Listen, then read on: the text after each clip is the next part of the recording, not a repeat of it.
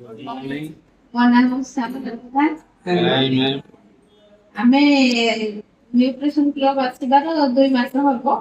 ଆଉ ଆମେ ଆକ୍ଚୁଆଲି ଆମ ଶାଶୁଙ୍କ ପାଇଁ ଆସିଥିଲୁ। ତାଙ୍କର ମାନେ ଡାଇଜେସନ ପ୍ରୋବ୍ଲେମ ବହୁତ ଥିଲା। ମାନେ ଯାହା ବି ଖାଇବେ ତାଙ୍କୁ ମାନେ ସେ ଦିନ ସାରା ଶୋଇବେ, କାମରୁ ଆସିବେ ଶୋଇବେ। ତାଙ୍କେ ମାନେ ତାଙ୍କୁ ଖାଇଲେ ଡାଇଜେସନ ହୁଏନି ନା, ପେଟ ମାନେ ଫୁଲିକି ରହିଲା ଭଳିଆ ଫିଲ୍ ହୁଏ। ତ ତାଙ୍କେ ପ୍ରାୟତଃ ଶୋଇକି ରୁହନ୍ତି, ମାନେ ବସା ଉଠା ତାଙ୍କୁ ଫିଲ୍ ଲାଗେନି, ତ ଶୋଇକି ରୁହନ୍ତି। ତ ଆମେ ଗୋଟେ ମାନେ ତାଙ୍କ ସାଙ୍ଗ ଜଣେ କହିଲେ ମାନେ ଏ ବିଷୟରେ ନ୍ୟୁଟ୍ରିସନ ବିଷୟରେ।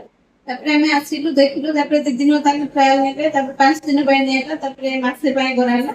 ଏମିତି ହେଇକି ଆମେ ସମସ୍ତେ ଫ୍ୟାମିଲି ଜଏନ୍ ହେଲୁ ନ୍ୟୁଟ୍ରିସନରେ।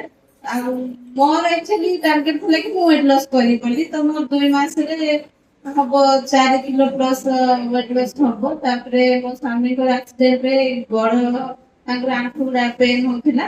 ତାଙ୍କର ଏବେ ସେ ସବୁ ନାହିଁ, ଭଲ ହେଇଗଲାଣି କହିବାକୁ ଗଲେ। ତାଙ୍କ ଆଉ ଫିଲ୍ କରୁନାହାନ୍ତି କି ତାଙ୍କର ପେନ୍ ହଉଛି ଭଲ।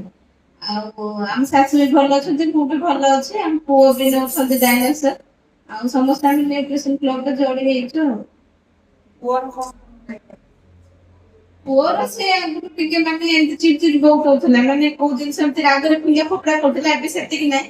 ସେ ଯଦି ଫିଙ୍ଗିବା ପାଇଁ ଚାହିଁବ ବି ସେ ମତେ ଅନେଇବ, ମାନେ ମମି କଣ କହିବ କି ନାହିଁ, ମତେ ଡରେଇବ କି ନାହିଁ, ସେ ଫାଷ୍ଟ ଫିଲ୍ କରେ। ତାପରେ ମୁଁ କିଛି କହିବେନି, ସେ ପକେଇଦବ। ଯଦି ମୁଁ ଅନେଇଥିବି ସେ ପକେଇବନି, ମାନେ ତାର ଡରଟା ଗୋଟେ ରହିଗଲା ଆଉ।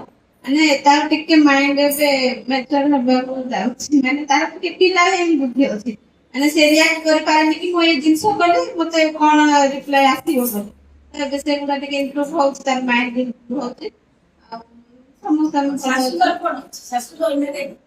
ଶାଶୁ ତାଙ୍କର ଭଲ ଅଛନ୍ତି। ତାଙ୍କର ଯୋଉ ଖାଇଲେ ଡାଇଜେସନ ହଉନଥିଲା, ତ ପେଟ ମାନେ ଫୁଲିକି ରହିଲା ଭଳିଆ ତାଙ୍କୁ ଫିଲ୍ ହୁଏ।